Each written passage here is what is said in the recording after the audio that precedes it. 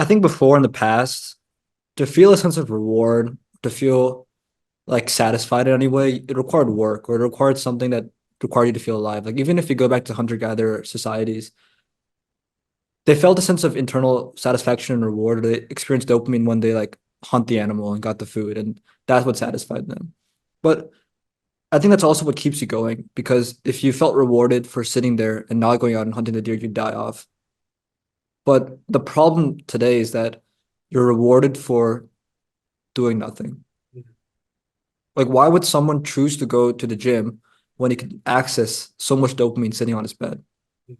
And considering how our reward systems and everything we've evolved to be for not millions, like hundreds of thousands of years, it's like I think the companies have created the apps in such a way to leverage that and addict us, which is why like, have you seen anyone in this world who like doesn't have a phone or is unable to go off their phone? It's like we can say they're addicted to it, but they're like, oh, I'm fine, I'm okay. But in truth, they can't live without it. And the truth is because they've been hijacked.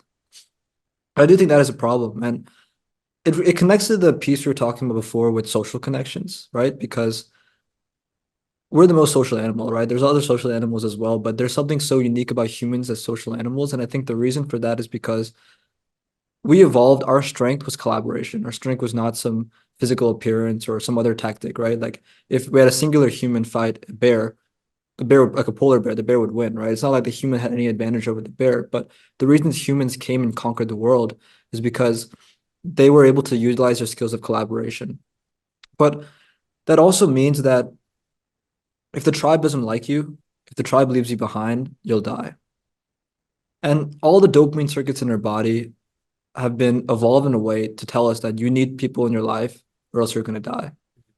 And couple that with the fact that you're rewarded for not going out and being social. You're rewarded for sitting there in a room and watching TV and playing video games. But at the same time, it builds up into the sense of loneliness because your body also feels that if you don't have those connections, you're probably going to die and you need to do something about it.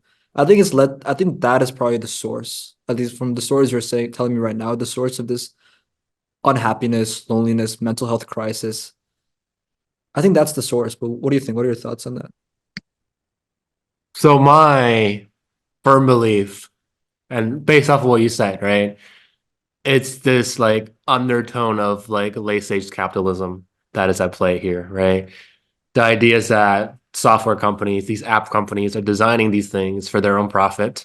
They're not really worried about implications of what happens when these softwares get pushed out, like TikTok, right? Like they make a lot of money, so they're not really worried about how long people are spending each day on their apps. Otherwise, they'll set a timer, say you can only spend 5 hours on our app before we like lock you out. They're never going to do that because they make money from more people using it.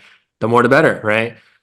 And so economic profit drives a lot of that, like more development of more softwares. And for humans too, right? We emphasize hyper productivity. We talk about you have to like work really hard because money is important. You have to do all these things because you need to be like better than others. And in a way, that makes us lonelier, right? Because we're always locked in on reward. We're always locked in on these things. So doesn't matter what you want to do, right? Like you're stuck because you want to like be efficient in what you do, right?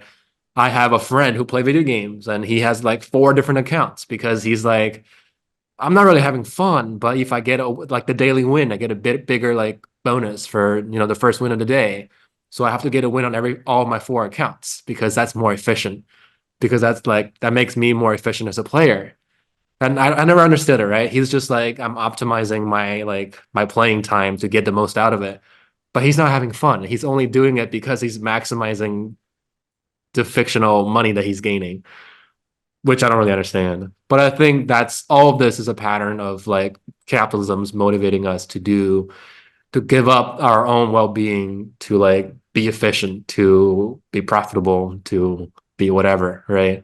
And I see that point about how easy it is to get dopamine from the couch and not go to the gym, right? For sure. And I think part of that is because companies who make video games are doing a better job with PR than companies who build gyms, right? Because you don't open a gym and have ads for people to be like, come to our gym for whatever rewards. It's just like, here's a gym. If you choose to come and come to the gym.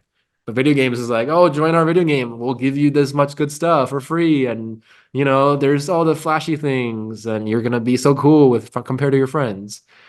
So that's a big part of it. Right. Like I don't remember the last time I saw an ad for a gym, but I've seen, I don't know, 100 ads for a game every day, right? Every time I open my phone, there's an ad somewhere for a software or for a game. So yeah, I think it's hard because it's hard for us to get out of this cycle of living in the late stage capitalism nightmare. But that's a whole other issue. If you enjoyed that clip, then you're going to love the full length podcast. Click here to watch the entire length podcast and don't forget to like and subscribe for more.